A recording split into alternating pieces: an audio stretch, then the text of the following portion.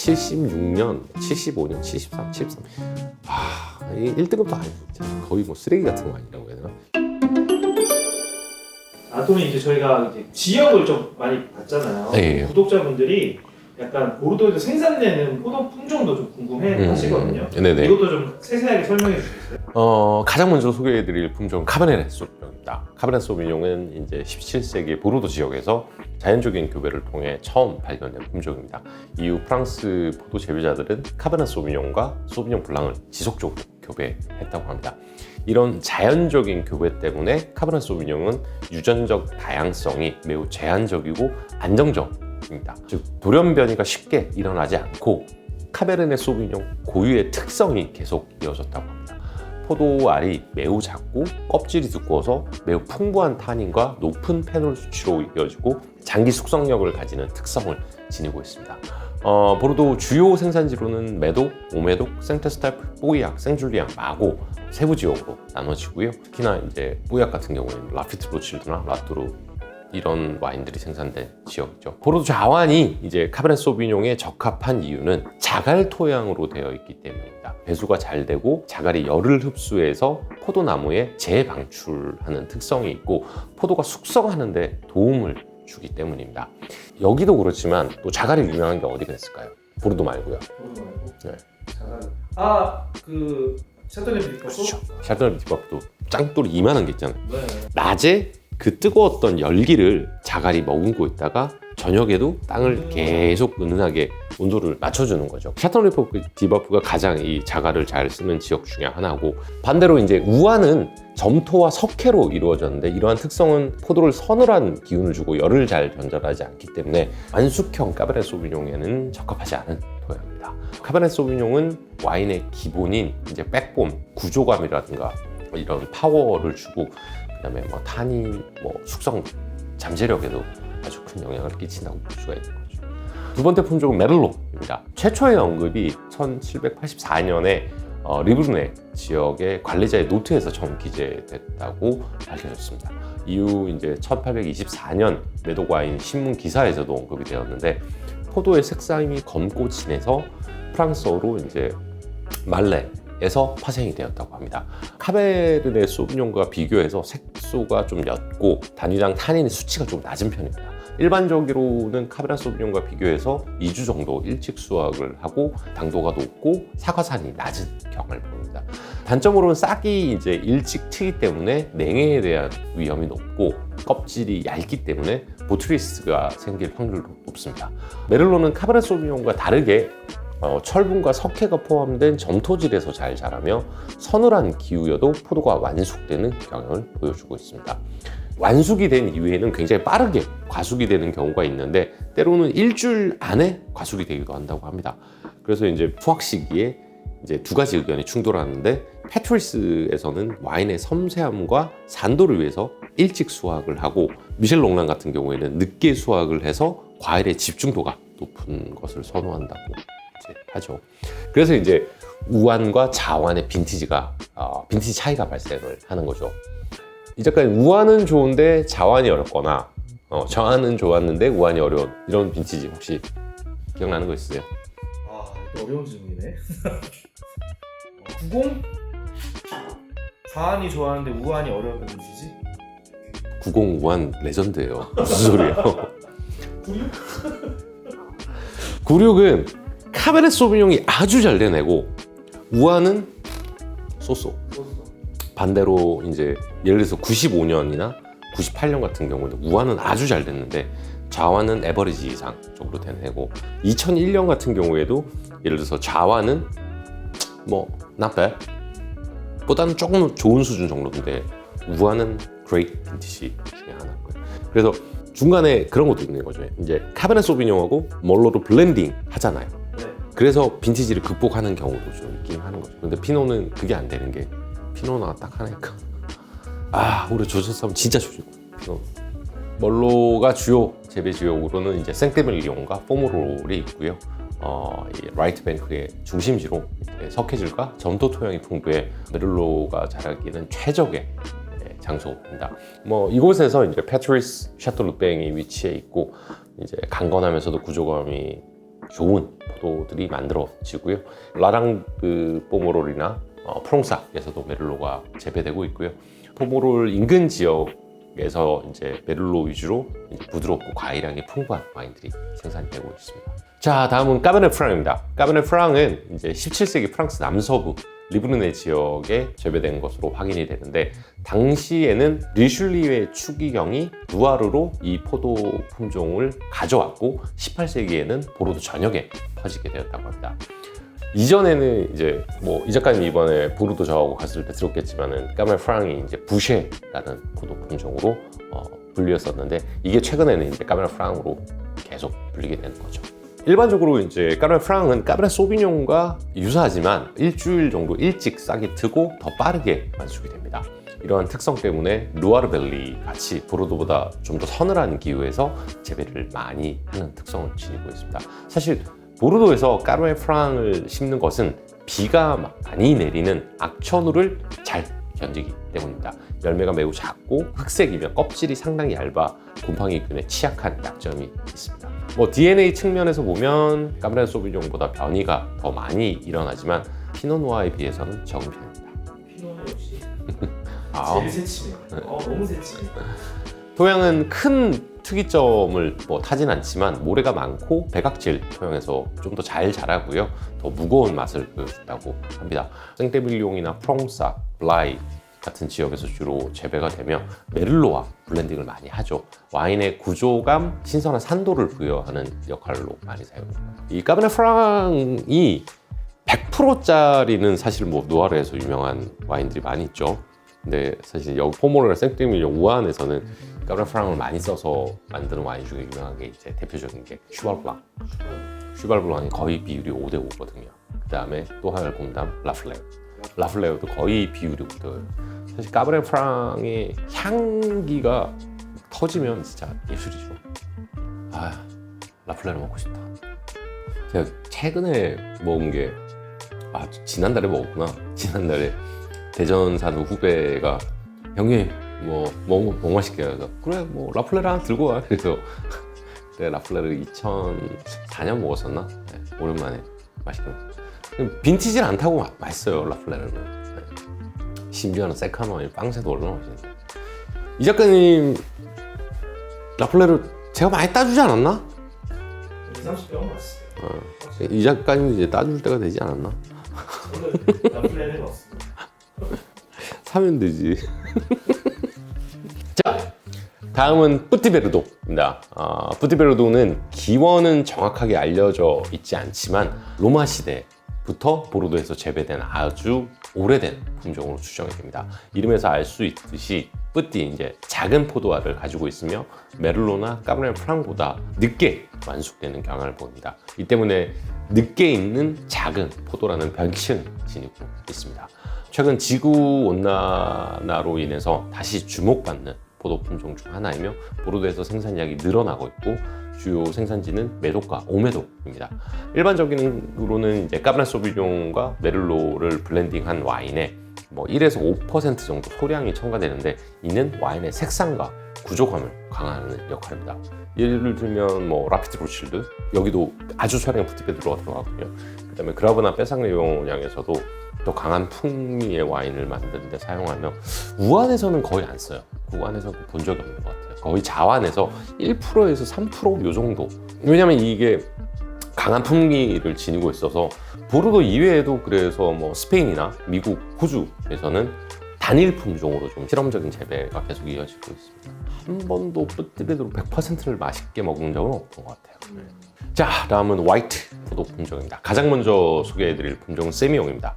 세미용은 보르도가 원상지인 포도 품종으로 1736년에 세미용 르 생테밀리옹으로 알려졌으며 보르도를 통해서 전 세계로 뻗어나간 대표적인 화이트 포도 품종입니다.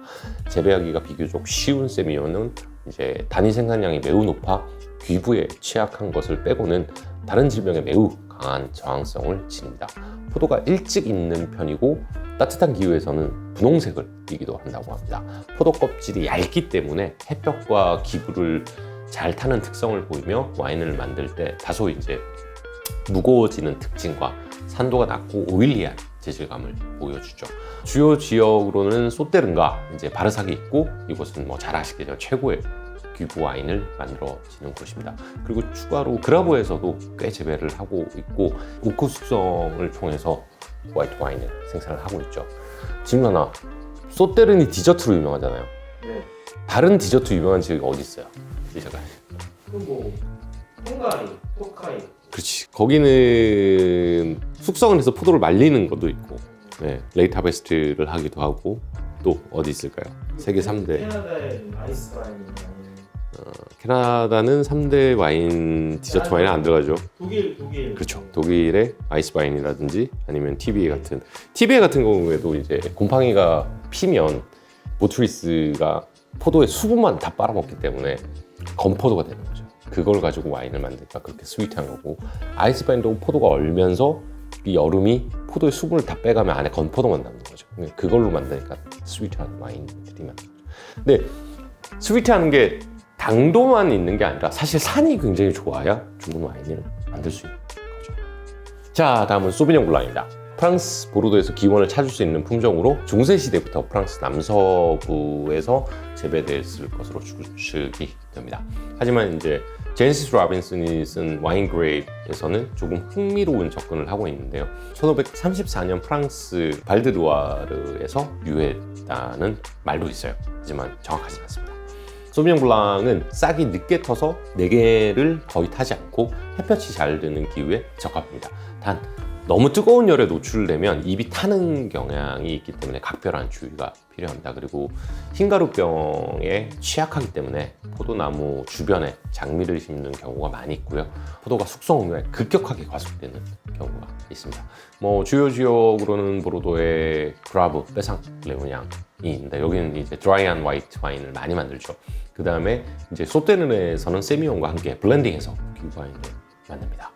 아토님, 지금 저희가 이제 등급 체계부터 포도 품종, 그다음에 약간 이제 뉴욕에서 이라까지 넘어왔잖아요. 보르도 지역에 대해서 조금 좀 이렇게 서머라이즈하는 형식으로 좀 설명해 주실 수 있어요? 사실은 생데밀리옹도 등급이 있는데 네. 이것도 오늘 해야 되지 않나? 뒤에 어쨌든 하고 지역별로 소개하면서 간략하게 해드릴게요. 일단 뭐 지역별로 설명을 드린다면 가장 먼저 소개해드릴 지역은 오메독입니다. 메독 지역의 남쪽을 의미하며 생트스테프, 뽀이약, 생줄리앙, 리스트라, 그 다음에 물리, 마고 이렇게 세부 산지로 구분이 되고요. 가장 먼저 소개해드릴 지역은 이제 생트스테프입니다. 생트스테프는 이제 점토의 비율이 높아 풍부하고 풀바디한 파워풀한 스타일의 와인이 생산됩니다. 대표적으로 이제 호스테스투르나 몽로, 깔롱세그르가 생산이 되고 있는데, 이제 남성스럽고 타닉한 와인들이 생산이 되고 있습니다. 뽀이약하고 붙어 있는데, 뽀이약이 도시에 세련된 스타일이라면 여기는 좀 거칠고 투박한 스타일이라고 보시면 돼요. 뽀이약은 굉장히 신선한 과일 캐릭터를 보여주며 1등급 와인 중에 무려 3곳이 이곳에 있죠. 라피트, 로칠, 라트루, 그리고 무똥 로칠드가 이곳에 위치해 있습니다. 이외에도 2등급 중에 최고의 와인 삐숑 롱블 라랑드라든지, 바로 건너편에 삐숑 롱블 바롱이라든지, 뽕떼간에도 예전에는 5등급이었지만 지금은 아주 좋아요, 와인. 근데 너무 많이 올랐어. 네. 뭐 민치바지 같은 와인도 꽤 수준급에. 생각해보세요. 뽀이약이 그랑크루가 84%가 그랑크루라고 하니까. 근데 재미난 게 그거잖아요. 보르도는 포도밭에 등급을 주는 게 아니라 와이너리에 등급을 주는 거고, 버건디는 땅에 등급을 주는 거예요. 그게 두 지역의 가장 큰 차이인 거죠. 그러니까 재미난 게 1등급에서 5등급 포도를 사도 이건 1등급이 되는 거겠지. 근데 1등급에서 포도밭을 팔잖아요, 5등급한테. 그럴 일도 없지만. 그러면 이게 5등급이 되는 거지. 되게 웃긴 거예요. 예를 들어서 라피트에서 물론 퀄리티 컨트롤을 엄청나게 잘하지만은 포도밭을 계속 사보세요. 계속 1등급 들어가는 거예요. 근데 버건디는 그게 안 된다는 거지. 이게 아마 두 지역의 가장 큰 차이가 아닐까 생각합니다. 자, 다음 소개해드릴 만은 생줄리앙입니다. 생줄리앙은 주요 생산지 중에서는 가장 작은 면적으로 토양은 자갈과 석회, 점토로 구성이 되어 있습니다. 대표적인 샤또로는 레브일 바르똥, 그 다음에 디크루 보카이오, 딸보 등이 있습니다. 딸보 안 먹은 지 진짜 오래됐다. 딸보 안 먹은 지 진짜 오래됐다. 많은 구독자분들이 딸보 드실 거죠. 디크루 보카이오도 진짜 맛있고, 사실 디크루 보카이오가 2등급 중에서는 최정적은 아니지만 그래도 꽤 매력적인 와인을 많이 만들고 있고, 레울 바르똥 같은 경우에도 가성비 최고죠. 빈티지를 타지 않고 요새 와인을 잘 만들고 있으니까. 딸보는 제가 마지막으로 산 게 2005년이었나? 딸보 안 산 지 진짜 오래됐다. 와. 딸보는 또 딸보의 매력이 있으니까. 딸보 특집 한번 해볼까? 딸보의 세컨에 꼬네 딸보도 있고, 진짜 딸보 대한민국에서 제일 많이 팔린 와인 중에 하나인데 아마 전 세계에서 제일 큰 시장 중에 하나일 거예요. 한국. 인원수로 치면. 딸보 따주시면 맛있게 먹겠어요. 제가 하면 한 딸보 정도야. 근데 왜 나는 라플레를 사주고 딸보를 얻어먹어? 자, 다음 소개해드릴 지역은 마고입니다. 마고는 메도크의 최남단에 위치해 있으며 타 지역에 비해서 우아하고 섬세한 와인이 생산되고 있습니다. 토양은 이제 점토 비율이 가장 낮아 대부분 자갈로 구성이 되어 있으며 대표적인 와이너리로는 샤또 마고, 샤또 빨머, 지스크루가 있습니다. 빨머 아시죠? 3등급인데 2등급을 뛰어넘는, 진짜 지금 등급 제정하면 빨머는 2등급 올라가겠죠. 빈치에 따라서는 1등급을 준하기도 하니까. 지스크루는 4등급으로 내려가야 돼 이거. 4등급 정도로 내려가는 게 맞지 않나. 3등급인데 지스크루도 근데 가끔 먹으면 맛있어요. 근데 이게 생각해보세요. 이 작가님 170년 전에 만들어진 거잖아. 샤또 마고도 재밌는 거는 1978년 이제 지금 오너인 가문에서 투자를 해서 인수하기 전에는 와인 별로였어요. 76년, 75년, 73, 73. 1등급도 아니야 진짜. 거의 뭐 쓰레기 같은 와인이라고 해야 되나? 60년대 굉장히 아무래도 그래서 샤또 마고가 1900년 진짜 좋았고 그 이후로는 28 정도 좋았나? 그 다음에 53도 나쁘지 않았고. 근데 60년, 70년은 진짜 별로야. 근데 7, 8 이후에 그 오너셨던 분이 굉장히 투자를 많이 통해서 와인의 이제 퀄리티를 높이기 시작했고, 심지어는 저 예전에 한번 이야기 드렸잖아요. 마고가 2001년부터 1년에 500병씩 스크루캡도 만들어요. 디렉터가 뉴욕에서 이제 콜크버즈에서 저희 테스팅 했는데 소믈리에들 모아놓고 같은 샤또 마고인데 하나는 코르크 숙성, 하나는 스크루캡. 다들 스크루캡이 훨씬 좋다고. 사람들 깜짝 놀랐잖아요. 그 정도로 마고가 뭐 지금은 좋은 와인을 만들고 노력하지만은 그때는 좀 암울했다. 그때 뭐 진짜 많았어요. 며칠 전에 제가 마고를 테스팅을 하기는 했는데 다른 카베네가 보여주지 못하는 델리케이트함과 우아함이 있어요. 팔머가 마고보다는 좀 더 강성 스타일이고, 마고는 까베르네 소비뇽이 지닌 우아함의 끝을 보여주는 와인이라고 보시면 됩니다. 자, 다음은 그라브로 넘어가겠습니다. 그라브는 이름에서 알 수 있듯이 자갈 토양으로 구성이 되어 있으며 북부 지역에 위치한 이제 빼상레오냥은 1987년에 이제 독립적인 AOC로 지정이 되었고요. 대표적인 와이너는 샤또 오브리옹과 라미시옹 오브리옹이 있습니다. 이 두 개가 같은 패밀리에서 소유를 하고 있잖아요. 룩셈부르크의 왕자님께서 소유를 하고 있는 와이너리죠. 지금 이제 은퇴하셨나 모르겠다. 장펠립 델마라고 해서 와인메이커가 굉장히 차분하고, 이분도 한 30년 넘게 하셨을 거예요. 3, 40년 했나? 그분이 계속 만들었었는데 오브리옹은 진짜 89 끝. 가성비로는 오브리옹 2001 되게 맛있어요. 지금 시운적기 들어왔겠다. 2001은 2001 오브리옹 같은 경우에는 지금 드시면 아주 좋을 거고, 라메시옹 같은 경우에도 뭐 2001, 98, 95 이런 거 되게 맛있어요. 라메시옹도 안 먹은 지 진짜 오래됐다. 그리고 라뚜르 마르띠약이라는 와인이 있어요. 되게 맛있어요. 가성비 최고입니다. 10만 원 이하에서는 기회 되시면 꼭 한번 드셔보십시오. 라뚜르 마르띠약. 화이트는 생각보다 별론데 레드는 아주 맛있습니다. 자, 다음 소개해드릴 지역은 소테르입니다. 소테르는 주요 이제 세미뇽과 소비뇽 블랑이 생산이 되고, 대표적인 샤또로는 1855년 공식 분류에 의해 유일하게 프리미어 크루 슈페르에르로 지정된 샤또 이겜이 있습니다. 이겜은 이제 1999년에 LVMH가 인수를 하고 지금까지 운영을 하고 있으며 명실상부한 가장 유명한 디저트 와인 중에 하나입니다. 2001년이 쌍백점이라고 보통 하거든요. 보통 와인 스펙테이터, 파커 뭐 이런데 2001년이 최근에 출시된 뭐 이겜 중에서는 레전드 빈티지. 이거는 100년 갈 거예요.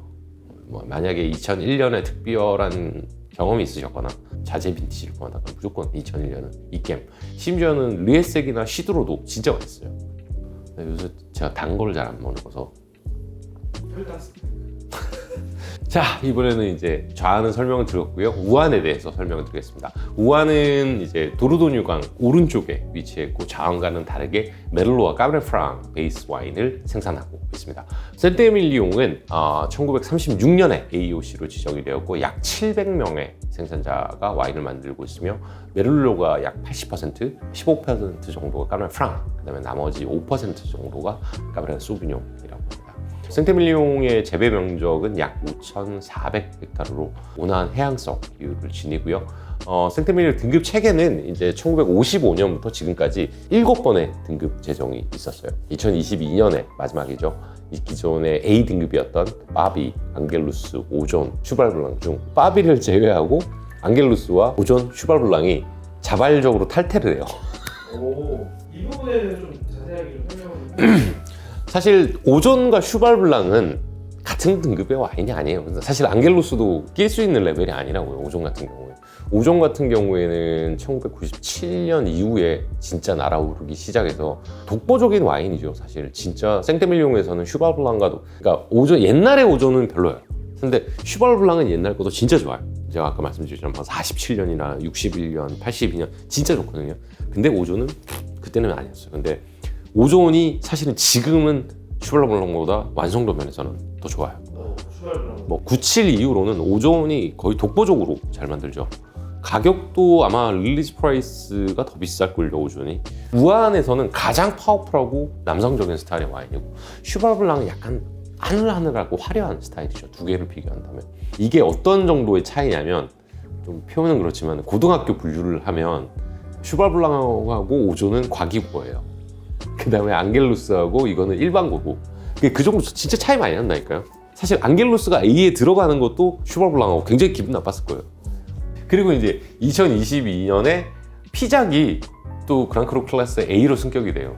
사실 피작도 A에 올릴 와인이 아니에요. 예전에 제가 49년은 진짜 맛있게 먹었거든요. 한 잔 테스팅한 적이 있는데 뉴욕에 있을 때 진짜 좋았거든요. 근데 사실 지속적으로 좋은 와인을 만들어야 되는데 2015년, 16년 최근에 뭐 양조 기술이 발전하면서 좋았지만 옛날에 보면 피작하고 생각해보세요. 피작, 슈발블랑, 슈발을 마셔요. 피작, 오존 오늘 마셔야죠. 똑같다니까. 이게 같은 레벨 절대 아니에요. 근데 같은 레벨로 딱 집어넣으니까 기분 나빠. 그러니까 그러고 빠질 수가 있는 거죠. 그렇다고 해서 제가 뭐 바비나 앙겔루스가 떨어지는 와인을 만든 그 집도 당연히 좋은 집이죠. 근데 같은 레벨은 아니다. 지금 뭐 A, B가 맞다. 그렇죠. A, B가 맞다. 그러니까 생테밀리옹도 매력적인 와인들이 많이 만드는데 이 등급 체계는 좀 바꿔야 되지 않나 싶기는 해요. 그리고 사실은 슈발블랑이나 오존 같은 경우에는 등급에 뭔 상관이 있어요. 등급에 상관없이 그냥 나는 오존이고 나는 슈발블랑인데. 자, 다음은 포메로입니다. 제가 가장 좋아하는 지역이죠. 보르도에서. 재배 면적은 약 800헥타르로 보르도 주요 산지 중에 가장 작으며 세부적인 분류 체계가 없지만 세계 최고의 메를로가 생산되고 있습니다. 포메롤은 1923년 생테밀리옹 지구에서 독립하게 되었고 생테밀리옹 지역 북쪽 끝에 위치해 있습니다. 온난한 해양성 기후를 띠고 있으며 주로 메를로 베이스의 우아한 와인들이 생산이 되며 까베르네 프랑이 블렌딩 되기도 합니다. 주요 샤토로는 이제 패트리스, 샤토 라플레어, 샤토 르백이 있으며 이외에도 이제 샤토 트로타노와 에글레스 글렌 같은 걸출한 와인들이 생산이 되고 있습니다. 대체할 수 없다 이것도. 생각해보세요. 멀로 100%로 여기 비빌 수 있는 와인이 얼마 있을까요? 없어요. 나파에서도 멀로 100%가 만들어지는데 비빌 수 있는 수준이 안 되고 마체토 정도만이 마세토는 뭐 훌륭하죠. 유일하게 비빌 수 있는 정도가 되고 나머지는 사실은 대체할 수, 버건디처럼 대체할 수 없는 지역 중에 하나예요. 자, 오늘 보르도는 여기까지 하고요. 다음에 좀 또 세부적으로 들어가요. 생테 스태프에는 뭐 몇 등급 와인이 있고 쭉쭉쭉 해서 이 빈티지가 좋고 해서 또 자세히 한번 들어가야 되는데 일단 아직 버건디도 포트도 니도 안 펴졌다. 이거 3년 지났는데 포트도 니도 안 펴졌다. 샴페인도 해달라고 하셔서 샴페인도 자료를 지금 좀 찾고 있긴 한데 샴페인도 해야 되고 열심히 해야죠. 보르도 와인 많이 사랑해 주십시오. 한국에 특히나 보르도 와인들이 오픈마켓이라서 굉장히 착한 가격에 구입할 수 있으니 소비자분들이 풀리는 보르도 와인들 잘 사셔서 드시고, 보르도의 매력은 사실 어린 와인보다는 숙성해서 오는 것 같아요. 10년, 15년, 10년, 20, 30년 된 보르도 와인들은 진짜 숙성의 묘미를 보여주니 잘 숙성된 보르도 와인과 함께 즐거운 와인 생활 하시기 바랍니다. 크리스탈 와인 보르도 수집을 해야 되나? 그건 안 된다고 2주 전에 그랬으면서 무슨 소리세요 지금? 그럼 그건 안 된다고.